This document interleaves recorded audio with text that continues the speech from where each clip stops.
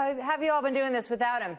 It's been tough. You want to be right in the room, and today you are. So how does that feel? It feels great. This is something I've been looking forward to for a long time. I had a big vacuum, which is now filled because Steve-O, that's what we call him, Steve-O is back. It's a great day for us.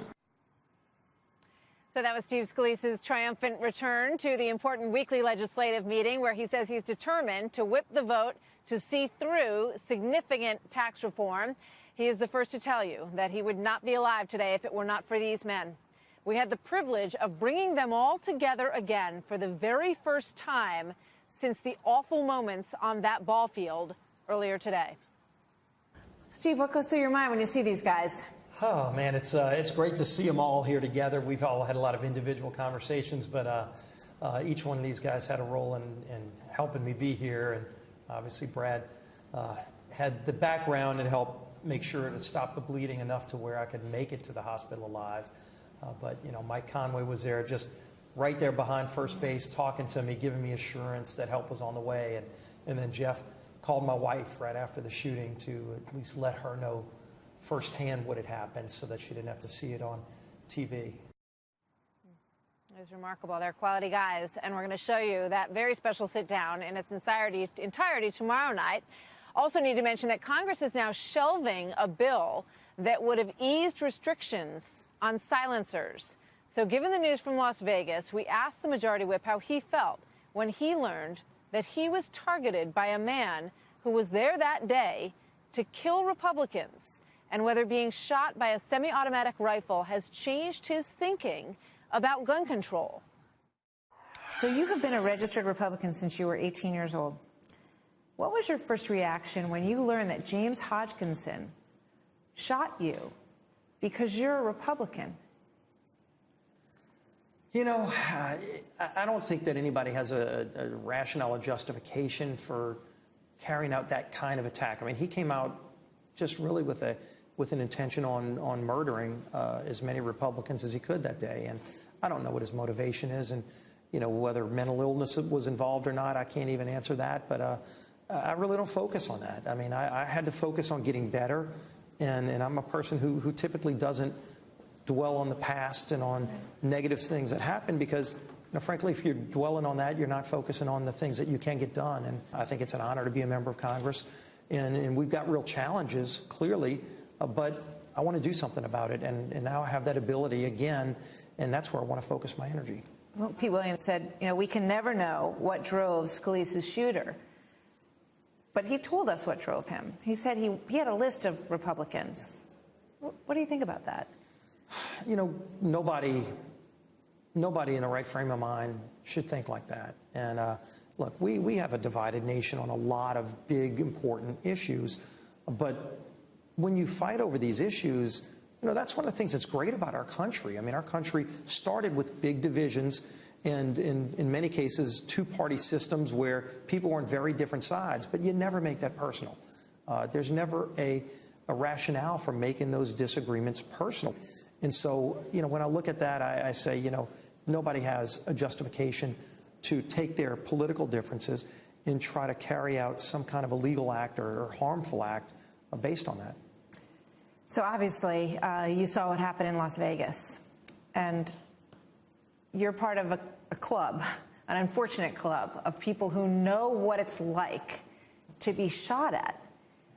What's your reaction when you see this heinous, horrific massacre that another crazed gunman, 64-year-old man from 5 football fields away with 23 guns, 19, I think, in the room, raining down on innocent people?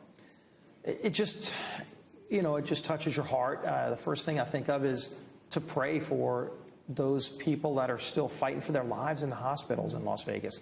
And you can imagine with you know, hundreds of people that were shot, with dozens that have already died, there's still some people fighting for their lives, and we ought to pray for them. We ought to pray for the people who lost their lives and what their families are going through, but also for the people who are still in the hospital. You know, what I called for, because I saw it personally, is you see a big drain on the blood supply. And so, you know, luckily there are a lot of people showing up at the blood banks in Las Vegas, but people ask me, what can I do about it? People all around the country can go to their local blood bank, and there's a need there. And I'm somebody who experienced that personally, that luckily the blood supply was there so that I could really be alive today. Inevitably, questions about the Second Amendment are raised by what happened in Las Vegas. It happens almost immediately. Have you, your experience of your own and what you saw in Las Vegas, has it changed how you feel about any of that? I think it's fortified it because, first of all, you've got to recognize that, you know, when there's a tragedy like this, the first thing we should be thinking about is praying for the people who were injured and doing whatever we can to help them, to help law enforcement. We shouldn't first be thinking of promoting our political agenda. And I think we see too much of that where people say, oh, okay, now you have to have gun control. Well, first of all, look at some of those bills. Those bills wouldn't have done anything to stop this. I mean, the gunmen actually cleared background checks. Yeah. So to promote some kind of gun control, I think, is the wrong way to approach this. And frankly, what I experienced was when there was a shooter, luckily we had Capitol Police there with their own guns. Every single day in America, regular citizens that just have a passionate belief in the Second Amendment, that have their own guns, use guns every single day to protect themselves against criminals. And those stories never get told or hardly ever get told. But that's a different side of the story that I think is important, that people use guns way more to defend themselves from criminals than criminals using guns to hurt people. I understand what you're saying, but then there's the argument that gun manufacturers are advertising in their catalogs, you know, semi-automatic guns. Everybody knows that those can be converted. We now know more about it than we used to, some of us, after what happened in Las Vegas. You can go online, you can turn that into an automatic weapon, which is illegal in this country. So I think a lot of people look at that and say there must be perhaps some effort that can be made so that these kinds of weapons can't fall into the hands of a madman like the one who attacked you and your fellow congressman, and a madman like the one who attacked those innocent people in Las Vegas. One thing we've seen over the years is that a lot of these mass shootings involve people with mental health issues. I can't speak to whether or not the Las Vegas shooter had mental health issues, but a lot of these gunmen do. We actually addressed this in Congress just a few months ago. We passed a bill called the 21st Century Cures Act that had a major reform of our mental health system. We actually created a new position in DHH, the Assistant Secretary of Mental Health. That person, she just got installed 2 months ago. So this office is very new. We put money in place to focus on mental health. That's really where the biggest problem has been. And Congress actually took action in a very bipartisan way to address that. And we need to make sure that that office gets implemented the right way, because that really can solve and I think stop some of these future mass shootings by addressing the real mental health problems in this country that drive people to do things like this. So you're as strong on the Second Amendment as ever? Absolutely. You talked about the division that we see in this country, and we all feel that. You know, you can have friends that it's hard to have conversations with about politics today, and a lot of people think that that trickles down from the president. There was a woman who was a lawyer, she got fired at CBS, and after Las Vegas, she said she had no sympathy for the country music fans because they were most likely gun-toting Republicans. I think that's disgraceful. I'm glad she was fired, because there's no place in our society for that kind of hate. I mean, that is hate. And no matter which side of the political spectrum you're on, you know, what I tell people, I mean, I'm a conservative. I have strong beliefs that go back to when Ronald Reagan inspired me to be a Republican. Fight passionately for the things you believe in the ways that our country allows under the Constitution. I mean, we're the best example in the world of a democracy where people actually get to go out and debate freely, freedom of speech, the ability to fight for your issues at the ballot box or on the House floor during a vote. But that's the way it should be settled. For people to think that violence is an answer to a political disagreement is wrong. A lot of people, a lot of Republicans in particular, are really frustrated with this Congress. And you may have been frustrated from your hospital bed at times.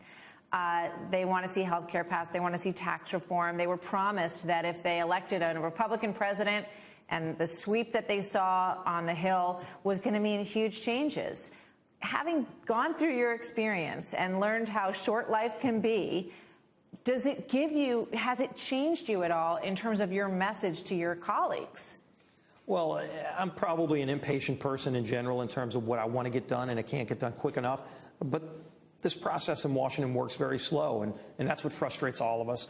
But one of the things, I mean, you talked about tax reform. We have to deliver on tax reform, and I really do think we can get that done by the end of this year. You want to talk about something that will actually create jobs again and rebuild our middle class?